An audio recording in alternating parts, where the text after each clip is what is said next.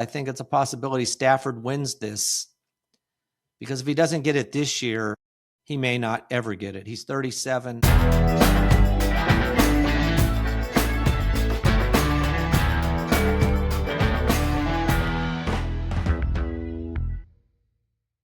Welcome to Just the Stats, NFL Top 10's for Wednesday. My name's Ernie Jennings, and today we are going to talk about some awards that are coming up here in the near future. Defensive Player of the Year, Offensive Player of the Year, and Most Valuable Player. I was going to include Rookie of the Year and Coach of the Year, but I think I'll put that off to another podcast because it's just too much to put into a podcast. I'm going to try to keep this closer to 30 minutes than I have been. But also, there's a lot going on with the coaches. So instead of just doing like a top 10 coaches, I wanted to look at the top 10 coaches as far as most wins among active coaches, coaches that have been fired, coaches that are possibly going to be making it a new appearance somewhere else, either as a first-time coach or as a returning coach from one team to a next. So there's a lot going on with the coaches. And then with the Rookie of the Year, we'll look at that as well separately, just for time's sake mostly, and maybe probably next week, actually. Tomorrow, I think I'm going to try to get into some stats and some looks at some of the things about the games coming up this weekend for the playoffs. So we'll cover that tomorrow. But today, what we're going to do is start with the Defensive Player of the Year. Now, I know what you're thinking already. It's Myles Garrett. Everybody knows that, and that's true.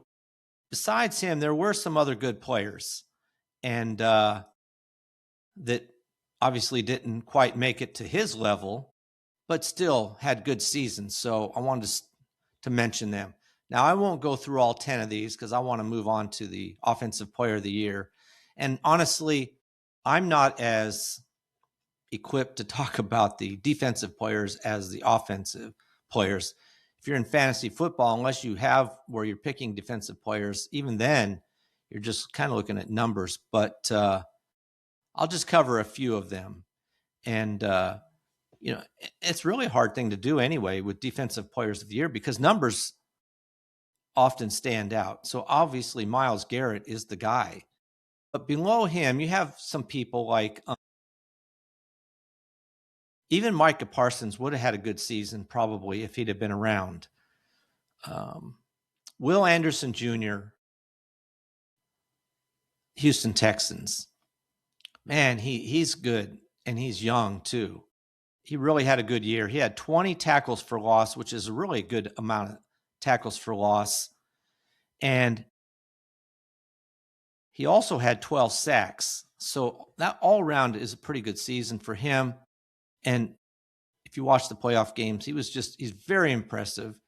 And between him and Daniel Hunter, honestly, those two players could both be candidates for Defensive Player of the Year. I mean, Daniel Hunter had 15 sacks and 15 tackles for loss. So they kind of flip-flopped there. So two of those players are really good. Then you have somebody like Aiden Hutchinson.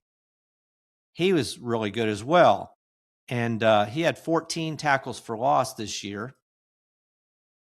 And he had 14 and a half sacks. So he had a good season as well. He's just a good edge rusher.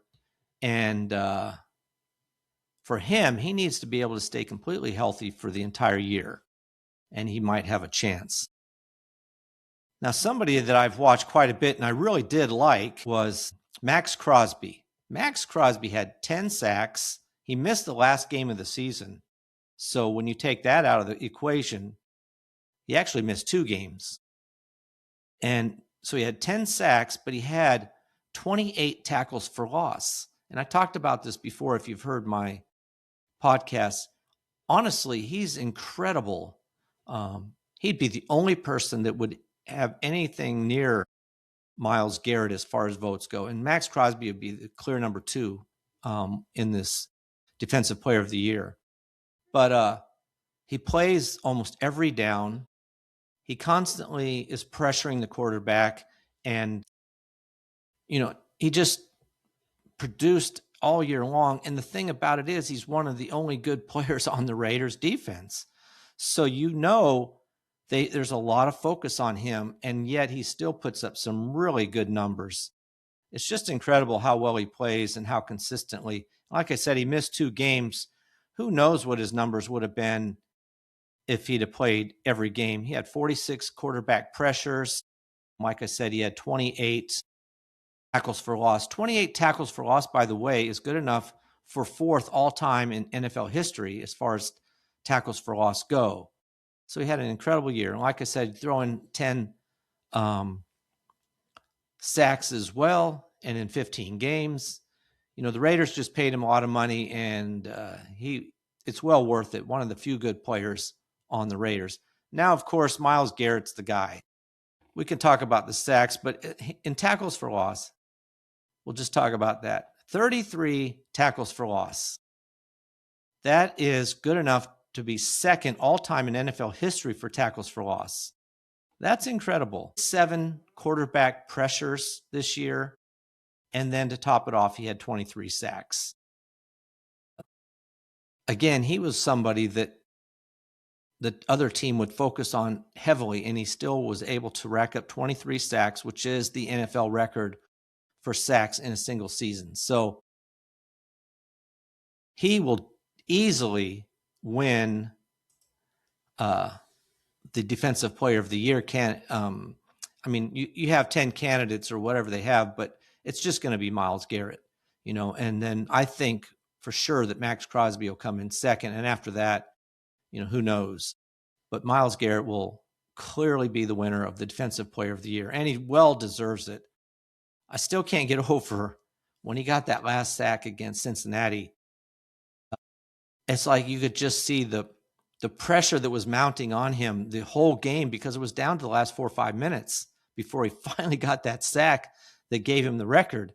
And you knew it. You knew he was feeling the pressure to get the sack, because, time is running out of the last game of the season. It was really something to see him when he got the sack. And you know what? He'll be showing up pretty quickly here in all-time numbers. Probably the end of next season, he'll start showing up in the all-time sacks and tackles for loss numbers.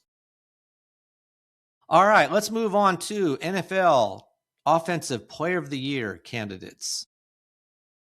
And again, it usually comes down to 1 or 2 players, but I'll go through some of these players a little bit closer for this thing. I like these players, and for different reasons, you can see why they might be considered Offensive Player of the Year. But we'll start from the bottom up. Trey McBride, number 10, Arizona Cardinal tight end, really had an exceptional season. He was one of the few players on the team, as far as receivers go, that was there in and out all year. And the fact that Arizona had no running game, there was ability to put more pressure on Trey McBride, and yet he still produced 126 receptions for 1,239 yards and 11 touchdowns. And also, he had 1 drop on 169 targets. That's incredible. 1 drop on 169 targets. So he really had an impressive year. Number 9, James Cook for the Buffalo Bills running back. He was rushing leader for the year with 1,621 yards. He overtook Jonathan Taylor, who had the lead for the first half of the season, and then James Cook kept chipping away and caught him with a couple of games to go. He also had, James Cook did, 1,912 yards from scrimmage.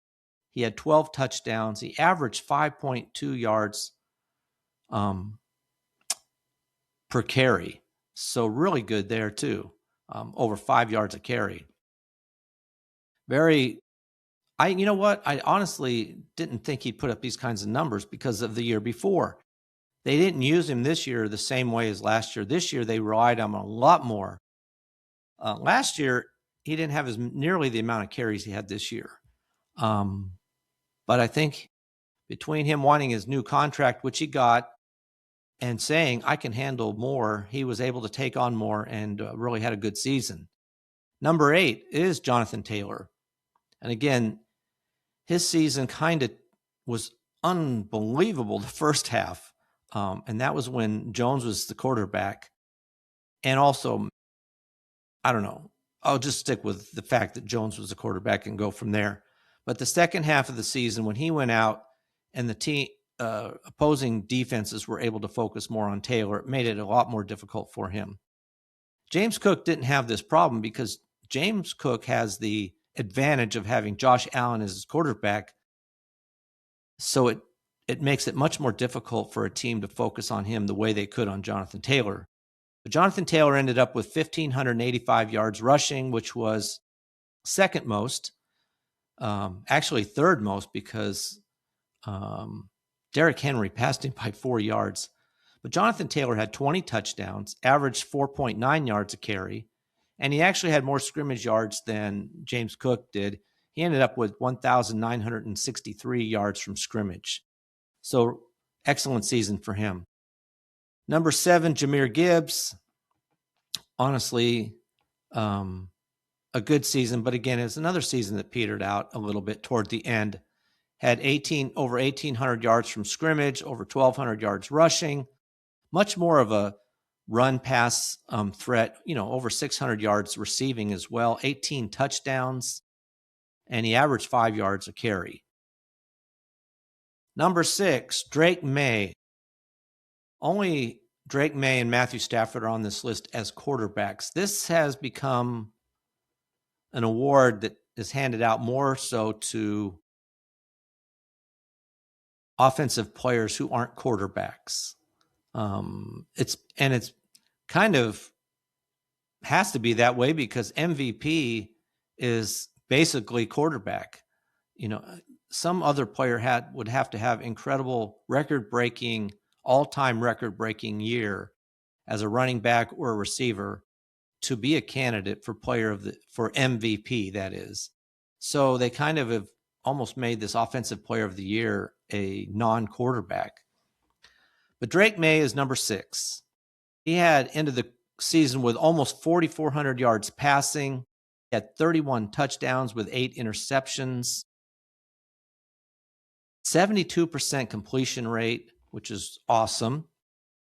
And 113.5 quarterback rating, which was the highest of anybody. So he was impressive, to say the least, And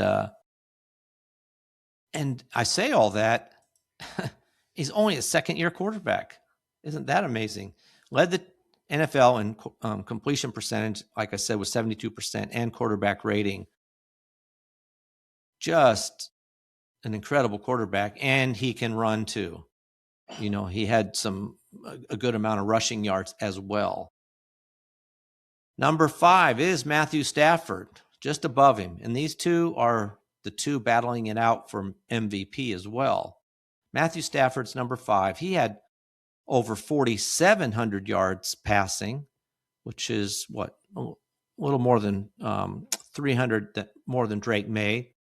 He had 46 touchdowns passing to only 8 interceptions, whereas Drake May had 31 touchdowns to 8 interceptions. And he had a quarterback rating of 109.2, which is quite high as well. Not quite as high as Drake May. He was second to Drake May as far as quarterback rating goes. Another incredible year for Matthew Stafford, probably one of his best. And considering the fact, unlike Drake May, who's in his second year, Matthew Stafford's been around a while. He's in his mid to late 30s. So what a contrast. But two great players, and it's a contrast in many ways. Matthew Stafford is not a runner, but he's got a rifle for an arm and just knows how to pick a defense apart. Drake May, on the other hand, can run around and find the open guy because he makes time for himself to find the open guy when there isn't one initially. And then, or Drake May will just take off running. So they're both really great players, which kind of makes it difficult between the two because they're not just identical type of players. So you're having to look at two players and see how they would be differently. Number 4, Christian McCaffrey for the 49ers. He had over 2,100 yards from scrimmage, 1,200 yards rushing, 900 yards, over 900 yards receiving, had 17 touchdowns total, and was just an amazing player. I mean, for his team, he carried this team when players kept going in and out. Kittle's out. All the wide receivers, one or the other was out at any one time. Just never anybody on offense that was consistent was except for Christian McCaffrey. And what's funny about this is he's the oldest, running back, one of the older players on the team. And if you're into fantasy football, the question about whether you wanted to draft Christian McCaffrey was, is he going to stay healthy? That was the question. And he stayed healthy the entire year, while everybody around him on offense was not. So a great player, over, like I said, 2,100 yards from scrimmage. And, when you compare that, say, to Cook or Jonathan Taylor, neither one had over 2,000. So a big difference there. But even better than Christian McCaffrey was the number 3 player, Bijan Robinson, for the Atlanta Falcons, running back for them. He had almost 2 yards short of 2,300 yards from scrimmage. For a while, it was Christian McCaffrey and Jonathan Taylor were humming along as the number 1 and 2 players as far as total scrimmage yards, going back and forth. Well, their season started to peter out a little bit, and Bijan Robinson just kept chugging away. He had a great season for a team that just couldn't get it all together, and maybe if their quarterback is the same quarterback all year round, next year with Penix, that might be different. But like I said, Bijan Robinson, 2,300 yards from scrimmage, 1,478 yards rushing, over 800 yards receiving. Just an incredible player. 11 touchdowns total. Very impressive. All right, now we come to the top 2 players. That's Puka Nacua is number 2 here, wide receiver for the Rams. And then number 1 is Jackson Smith-Njigba for the Seattle Seahawks, wide receiver. I'm just going to kind of look at these two guys together because I was looking at this. These two players are so similar in a lot of ways. Now, Puka Nacua played one less game. I honestly think he would be the offensive player of the year if it hadn't been for that fact. So let's look at this. Jackson Smith-Njigba, 119 receptions. Puka Nacua, 129, so 10 more receptions. But Jackson Smith-Njigba had 1,793 yards to 1,715 yards for Puka Nacua. So he beat him out by 78 yards. He also averaged 15.1 yards a reception. That's Smith-Njigba did, while Puka Nacua averaged 13.3. So a little bit better there for Njigba. They both had 10 touchdowns. Just incredible players. Puka Nacua, though, the big difference with him is he takes a hit a little bit more. They're two different, little bit styles are completely different. Again, this is something like Stafford and May as far as quarterbacks, but this is receivers. Smith-Njigba's fast, can cut on a dime.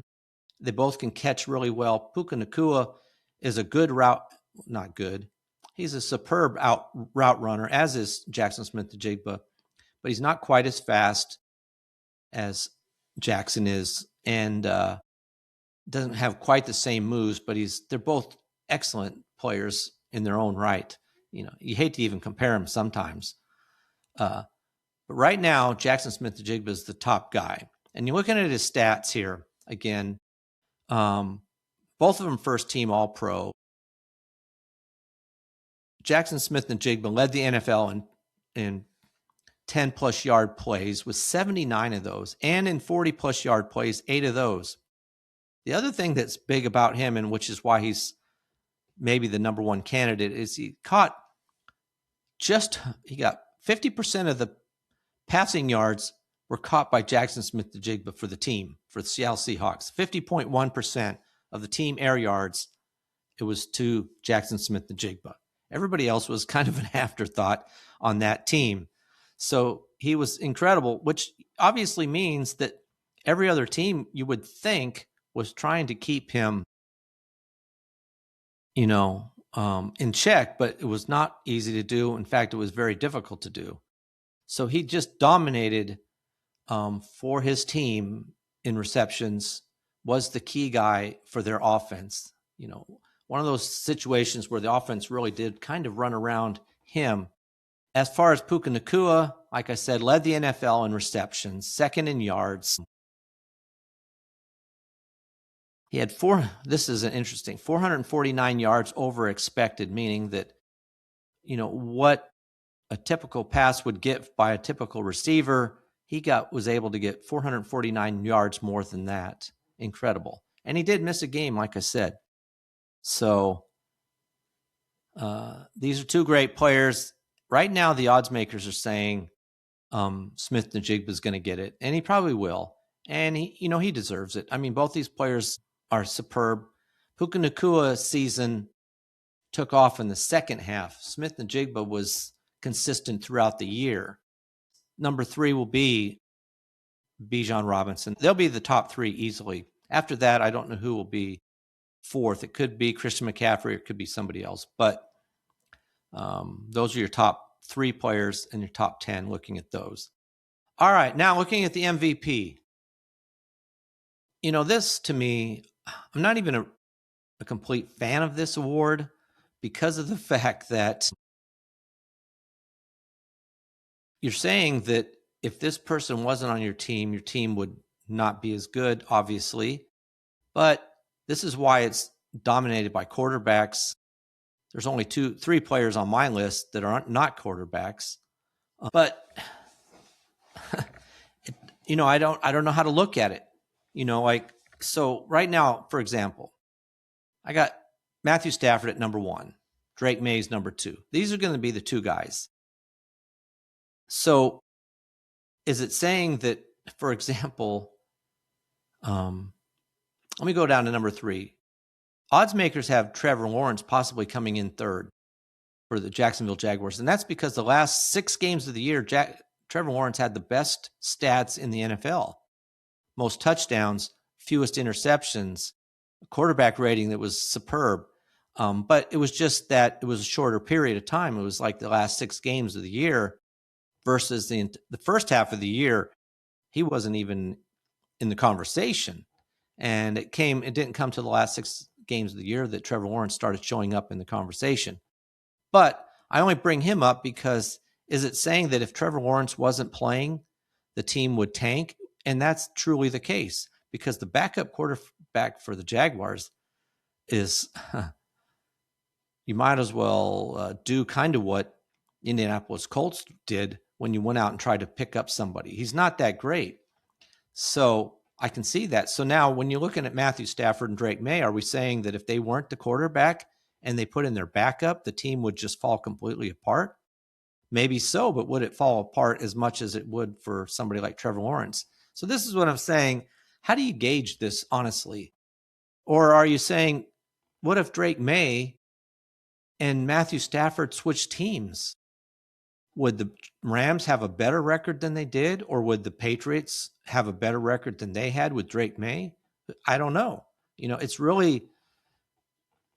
I find it very difficult to gauge. Probably why I like stats, because stats just tell you all of everything. But I don't know. Right now, it's Matthew Stafford and Drake May who are the top 2 players. And deservedly so. I don't think there's really anybody, like I said, Trevor Lawrence is 3rd, but that's a distance 3rd. And whether he even finishes in 3rd or 4th or whatever number, it doesn't matter. It's going to be Matthew Stafford or Drake May. And looking at their numbers, like I said, comparing their numbers, Matthew Stafford had over 4,700 yards passing. That led the NFL. 46 touchdowns led the NFL by 14. I mean, he crushed everybody else. Only 8 interceptions, completed 65% of his passes, 109.2 passer rating, which was second to Drake May. And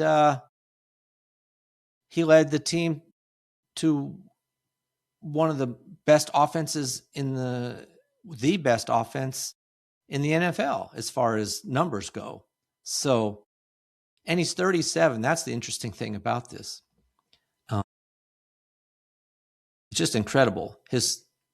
He had a 40, like I said, a 46-8 TD to interception ratio, which is extremely good. So as far as the MVP, as anybody else could have got those passes that he got to the receivers, that's the question. I just can't answer that. How do you know until you put a quarterback in the same situation from a different team? And looking at Drake May, almost 4,400 yards passing, which was fourth best, 31 touchdowns, which is third best, had 8 interceptions, the same as Stafford, led the NFL in quarterback completion percentage of 72%, had a quarterback rating, like I said, of 113.5, which is led the NFL. In quarterback rating, he had a 77.2, which is another way to gauge quarterbacks, which was the highest in the NFL. He had 450 rushing yards as well. He had 4 rushing touchdowns. So if you think about it, that's along with his 31 other touchdowns. He had a total of 35 touchdowns. And he led the Patriots to a 14-3 record. And he's only been in only his second year. He's amazing, to be honest with you. I think he's going to be a great player. I mean, among many of these second-year quarterbacks. So those are your top 2 players. And one of them will win the award. Who it is, I can't say. Bo Nix is another candidate, but, this is just a deep shot kind of thing. He's been incredible for his team. I think he's really grasping between him and Sean Payton. I look at Bo Nix, by the way, as somebody that Sean Payton can work with, just like he did with Drew Brees. They're not the same exact type of quarterback, obviously, but somebody that in and out, season in, season out, the two of them working together will have an incredible offense every year. Other players, the only players that are on this list that are not quarterbacks was Jackson Smith-Njigba and Christian McCaffrey. And that's because, like I mentioned about Jackson Smith-Njigba, over 50%, or 50.1% of the air yards were to Smith-Njigba. He was the guy that the team looked at. The quarterback was looking at almost every chance he had. And then Christian McCaffrey, obviously, not because he had the most yards, and this is what makes it kind of interesting, but offensively, players are dropping all around him. Had different quarterbacks playing for him as well. So quarterback was changing. Tight ends were changing all the time. Receivers were changing all the time. The only constant was Christian McCaffrey, who was trailed and followed and chased down by every defender on every play. And yet he produced close to 2,200 yards of offense. Would he not be considered somebody that, if he was not on the team, would this team have gotten anywhere near the playoffs? They made the playoffs with that kind of a team. I think that falls on Christian McCaffrey. Carried this team on his shoulders and all the way to the playoffs, and actually had the upset in the playoffs as well over the Eagles. So incredible season for him. Josh Allen's on this list, of course. Not the same year he had last year when he did win the MVP. A few more turnovers, not as many yards. Still, though, he's the catalyst that runs that team. And without him, what would happen to the Buffalo Bills? Who knows? And then the only other player that I had that was not a quarterback was Myles Garrett. I put him on here because he did set the NFL record for sacks, second best record in tackles for loss. And their defense was what kept them in games and helped them actually win games when their offense was next to nothing most of the season. So Myles Garrett, was probably the key catalyst to that team winning any games that, the few games that they did win, it was due to Myles Garrett as one of the main reasons for that. So if you want to look at it like that, how many games do they win if Myles Garrett's not even on the field? 0? Who knows, but he's not an offensive player, so he won't win it, but I put him on the list anyway. Okay, that's a look at some of the players. MVP will be Stafford or May, for sure, one of those two. Offensive player will be Jackson Smith-Njigba or Puka Nacua, probably Smith-Njigba. This other one, back to it's really close, honestly, between Stafford and May. Depending on how you want to look at it, May had a better year than Stafford in some ways, and Stafford had a better year in other ways. To be honest, because I don't think this is just a stats thing. I think it also goes on just the sentiment of the people picking this category, just like last year when Lamar Jackson had numbers that just were topped Josh Allen in almost every way you could look at it statistically. But Josh Allen had won the MVP the year before, and the year before that, they didn't want to give it to him again. So Josh Allen, I felt that was one of the primary reasons he got it. Now, I could be completely wrong, and if you ask them, the people who voted, they'd say no. Josh Allen was the more valuable player for his team, and that could be the case. But I still think some things like that play a part. So I say that because I think it's a possibility Stafford wins this, because if he doesn't get it this year, he may not ever get it. He's 37. This is his best year, and it's his best chance to get it. Drake May is only in his second year, and so he has got more time to get this award down the road. Now, whether that should play a part in it, I personally don't think so, but I'm just thinking, how do these people who make the vote, how are they thinking? So we'll see what happens and see if I'm proven wrong on that. All right. And then we all know that Myles Garrett will win Defensive Player of the Year. All right. That's a wrap. Appreciate you listening. If you feel that you didn't like my top 10, I don't think anybody can quibble too much with who's going to win the award. Maybe if you might quibble with who I have on the list or didn't include on the list. But feel free to leave a comment and I'll read it, comment back, negative or not. And I'll always be nice and will consider what you have to say. And even if I think you're right, I'll let you know.